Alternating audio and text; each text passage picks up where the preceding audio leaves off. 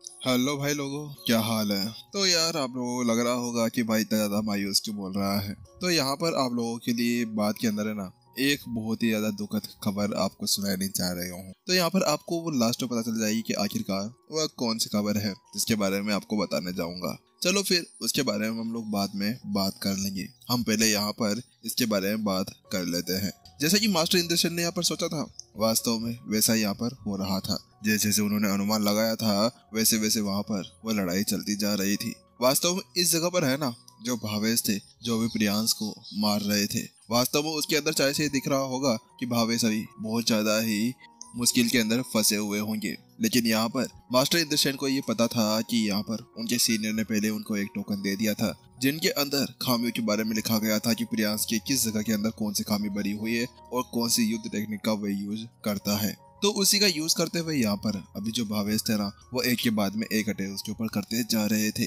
वो यहाँ पर उसकी खामियों को और भी ज्यादा उजागर करने की कोशिश कर रहे थे। हर एक वार उसकी गलती के ऊपर किया जा रहा था। वास्तव में इस जगह पर है ना, उनका हर एक वार उसके हर एक निशाने के ऊपर लगता जा रहा था, जिसकी वजह से प्रियांश को पीछे हटाता जा रहा था। उसके साथ में अब भावेश को एक मेन मोटिव पॉइंट मिल ही जाता है, क्योंकि अचानक से प्रियांश था ना, वो भी यहाँ पर अब अपने एक अटैक को तैयार करने के लिए रेडी हो जाता है। वो अगले पल यहाँ पर अपने दोनों हाथों को ऊपर उठा लेता है और जैसे ऐसा करता है कि एक बड़ा सा पंजा उसके ऊपर आ जाता है, जिसको ऐसा लग रहा था जैसे कि यहाँ पर वो डायमेंशन के अंदर से बाहर निकलते हुए आ रहा हो।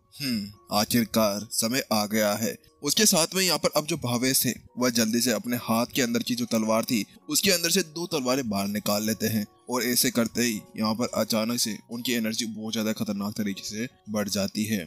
अगले पल यहाँ पर अब भावेश एक ड्रैगन को समन करते हैं जो उनके पीछे से निकलते हैं और दूसरी तरफ अपनी तलवार को जोड़ते हुए उसकी तरफ एक अटैक करने के लिए तैयार हो जाते हैं।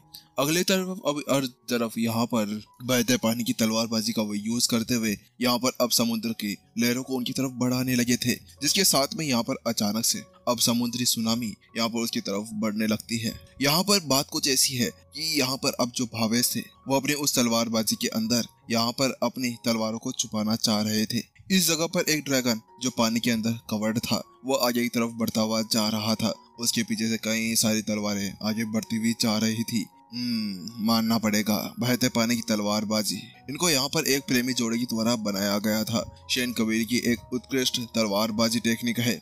आखिरकार मुझे पता है इसके बारे में। यह टेक्निक बहुत ज्यादा शानदार है। इसके अंदर एक असली तलवार को छुपाया जाता है पीछे वाली तलवारों के बीच में, और उसके साथ में यहाँ पर अब इंद्रसेन की निगाहें भी वहीं पर ही टिकी हुई थी। वास्तव में इस जगह पर वह सोच रहे थे, मैंने जैसा सोचा था वास्तव में यहाँ पर भावेश भी वैसा ही करने जा रहे हैं, मेरे सीनियर ने जो बताया था। तो वहीं दूसरी तरफ चक अगले ही पल यहाँ पर एक आवाज सुनाई देती है, जिसके साथ में अब इंद्रसेन की निगाहें उस तरफ पड़ती है तो वो देखते हैं कि यहाँ पर जो प्रियांश थी ना, उसकी एक गर्दन के अंदर एक तलवार घुसी हुई थी। तुमने ये कैसे किया? वहीं प्रियांश तो पूरी तरह से घबराहट के मारे मरा जा रहा था। वास्तव में इस जगह पर है ना, उसको समझ में नहीं आया कि अभी उसके साथ क्या हुआ था। उसने इस जगह पर है ना अपने पंजों का यूज किया था उसके ऊपर अटैक करने के लिए, लेकिन उस जगह पर वो भी जानता था कि वास्तव में इस पंजों के अटैक के अंदर एक ऐसी खामी है जिसकी वजह से उसके ऊपर अटैक किया जा सकता था। लेकिन यहाँ पर भावेश को कैसे पता चला? उसको यहाँ पर ये बिल्कुल भी समझ में नहीं आ रहा था कि इतने ज्यादा समय से वह एक दूसरे के साथ में लड़ रहे थे, लेकिन उसके बाद में भी आज तक वह नहीं हारा था। वास्तव में उस जगह पर चाहे से भावेश की तरह पावरफुल क्यों ना हो, लेकिन फिर भी हर बार वो वहां से निकल नहीं जाया करता था। लेकिन इस जगह पर आखिरकार ये कैसे हो सकता था? तुम हार गए। उसके साथ में यहाँ पर अब भावेश कहता है और उसके साथ में वो अपनी तलवार को गायब कर देता है। एक तलवार अभी तक भी उसके हाथ के अंदर ही जुड़ी हुई थी, लेकिन अचानक जैसे वो ऐसा कहता है कि धड़ाम से वह जमीन के ऊपर गिर पड़ता है। ऐसा लग रहा था जैसे कि उसकी बॉडी के अंदर से पूरी की पूरी एनर्जी ही सोख गई हो। उसकी तलवार जमीन के अंदर गड़ी गड़ी रह चुकी थी। पूर्वज, आपको क्या हो गया? वहीं दूसरी तरफ अचानक से विपिन ने जैसे उनको वो देखा ना, तो उसके बाद में विपिन जल्दी से उनके पास में भागता हुआ आ जाता है। मुझे कुछ नहीं हुआ वंशज, तुम यहाँ पर मेरी चिंता मत करो और यहाँ पर तुम्हारी वजह से मैं इसको हरा पाने में कामयाब हुआ हूँ। भावेश उससे कहता है। तो उसके साथ विपिन कहता है आपको कुछ नहीं होगा, आप चिंता ना करें। उसके साथ में विपिन जल्दी से है ना अपनी स्वर्ग की साफ एनर्जी, आपको कुछ नहीं होने वाला है, इतना कहने के साथ में यहाँ पर जो विपिन था स्वर्ग की साफ एनर्जी वो उसके अंदर डालना शुरू कर देता है। लेकिन अगले पल ऐसा हुआ जैसे कि यहाँ पर फटी हुई बोरी के अंदर से गेहूं या कुछ बाहर निकलते हुए जा रहा हो। उसी तरह से यहाँ पर जो भावेश थे उनकी बॉडी के अंदर से वो एनर्जी बाहर निकलते हुए जा रही थी। ये कैसे हो सकता है? नहीं आप रुकिए, मैं आपको यहाँ पर अभी गोलियां दे देता हूँ। उसके साथ विपिन अपने पास में से ग्रेड 9 की बहुत सारी गोलियां निकालता है और वो भावेश के मुंह के अंदर डालने लगता है। लेकिन वास्तव में इस जगह पर शायद कुछ भी नहीं हो रहा था, क्योंकि जैकी कहीं पे भी जाए वास्तव में वह एनर्जी बाहर निकली जाती थी। आखिरकार ये क्या हो रहा है? साफ एनर्जी ने पहली बार मेरे साथ में ऐसा किया है, वरना हर बार वह सफल रह जाया करती थी। वास्तव में वह मरते हुए को भी वापस जिंदा कर दिया करती थी। तो आखिरकार ये क्या हो रहा है? तो वहीं दूसरी तरफ एक बार मुझे देखने दो। यहाँ पर आगे बढ़ते हुए आते हैं और वो उससे कहते हैं और वो जल्द ही भावेश के पास में घुटनों के बल बैठ जाते हैं और उसके नर्व्स के ऊपर हाथ रखकर उसको चेक करने लगते हैं। अगले पल यहाँ पर वो अपनी आंखें बंद करते हैं और उसके साथ में ही बहुत ज्यादा मायूस भी हो जाते हैं। मुझे माफ करना, लेकिन अभी भावेश ज्यादा समय के लिए नहीं जी सकते हैं। इनकी अंतिम घड़ी यहाँ पर आ चुकी है, इनका समय आ चुका है। क्या समय आ चुका है? लेकिन ये कैसे हो सकता है? अचानक से विपिन की आंखों के अंदर आंसू झलकने लगते हैं। वो उससे कहता है कि ऐसा कैसे हो सकता है? ये तो आप में से सबसे ज्यादा छोटे हैं, तो आखिरकार ये कैसे आप सबसे पहले मर सकते हैं? नहीं, ऐसा नहीं हो सकता है। यहाँ पर विपिन बहुत ज्यादा ही दुखी लग रहा था। वास्तव में इस जगह पर उसको समझ में नहीं आ रहा था कि वह क्या करे। तो वहीं दूसरी तरफ आर्यव कहता है मुझे पता है कि ये हमें सबसे ज्यादा छोटा भी है, लेकिन वास्तव में मानना पड़ेगा कि भावेश ने अपने हर एक लड़ाई को अपने जीवन के ऊपर रहकर सीखा है और उसके अंदर रहकर उन्होंने अपना पूरा का पूरा दम लगा दिया है। वास्तव में इस जगह पर तो है ना अब हम कुछ भी नहीं कर सकते हैं, क्योंकि पहले यहाँ पर इन्होंने अपनी बहुत सारी पावर का यूज आकल्प के लड़ने के लिए कर लिया था। उस जगह पर इनका बहुत ज्यादा खून भी बह चुका था। लेकिन अब यहाँ पर इन्होंने फिर से प्रियांश को एक और चुनौती देने के बाद में इन्होंने अपनी पूरी ताकत को उसके अंदर लगा दिया है, जिसकी वजह से अब ये बिल्कुल भी यहाँ पर नहीं बच पाएंगे। उन्होंने बड़े ही दुखी होते हुए यहाँ पर विपिन से कहा वास्तव में इस जगह पर है ना वह एक प्राचीन संत थे और वो अपने दूसरे प्राचीन संत की भावनाओं को समझ पाते थे, क्योंकि आखिरकार 10,000 साल हो गए हैं साथ में लड़ते हुए। उसके बाद में आखिरकार उन्हें कैसे पता नहीं चलेगा। आर्यव की बात सुनते ही यहाँ पर जो बाकी के प्राचीन संत थे वह सभी बहुत ज्यादा दुखी हो जाते हैं। उन सभी को पता था कि उनके बीच में से उनका एक यार, उनके बीच में से उनका दोस्त जा रहा था उन्हें छोड़ते हुए, और ये जो सफर था वो उनका यहीं पर ही खत्म होने वाला था।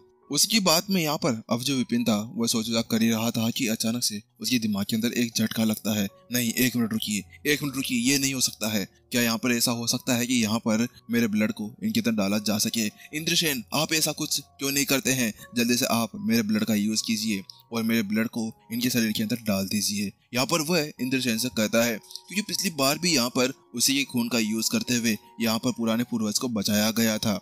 इस जगह पर है ना वह यहाँ पर पुराने पूर्वज को नहीं जाने देना चाह रहा था। बात कुछ ऐसी थी कि यहाँ पर विपिन का उनके साथ में लगाव बहुत ही ज्यादा बढ़ चुका था। उनकी वह सभी बातें, उनकी वह सभी चीजें जो अभी यहाँ पर इस प्राचीन मंदिर के अंदर हुई थी वो उसे याद आ रहे थे। वास्तव में इस जगह पर वह इतने ज्यादा अच्छे प्राचीन संत को नहीं गवा सकते थे। तो उसी साथ में यहाँ पर इंद्रसेन कहते हैं, सीनियर मुझे माफ करना, लेकिन मैं वास्तव में अभी ऐसा कुछ नहीं कर सकता हूँ। अब तो आपका खून भी यहाँ पर काम में नहीं आने वाला है, क्योंकि हम लोगों ने पहले ही इसका एक बार यूज कर लिया है।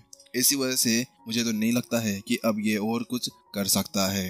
लेकिन आपको कुछ उसी के साथ में यहाँ पर विपिन कुछ बोलने वाला था कि अचानक से इंद्रसेन ने उन्हें वहीं पर ही रोक दिया। जन्म, बुढ़ापा, क्लेश, मृत्यु जीवन का एक प्राकृतिक चक्र है। इसको यहाँ पर कोई भी नहीं रोक सकता है। ये एक समय है जो किसी को भी लेकर जाएगा ही जाएगा। इसके सामने कोई भी नहीं टिक सकता है। उसके साथ में अब सभी भावेश को ही देखने लगते हैं। वह सभी अब वहाँ पर बहुत ही ज्यादा दुखी लग रहे थे। तो वहीं भावेश कहता है, आप सभी को मेरे लिए शोक मनाने की कोई भी जरूरत नहीं है। इसके अलावा यहाँ पर मेरे वंशज विपिन, तुम्हें भी इसके बारे में सोचने की ज्यादा जरूरत नहीं पड़ने वाली है। इसके अलावा यहाँ पर मेरा काम कंप्लीट हो चुका है। जो जिम्मेदारियां थी वो वास्तव में अब खत्म हो चुकी है, क्योंकि यहाँ पर मैंने आपके अंदर अब शेन कबीले को देखा है। शेन कबीला ही नहीं, आपके पीछे तो पूरी मानव जाति खड़ी है। आपको मानव जाति का नेतृत्व करना होगा।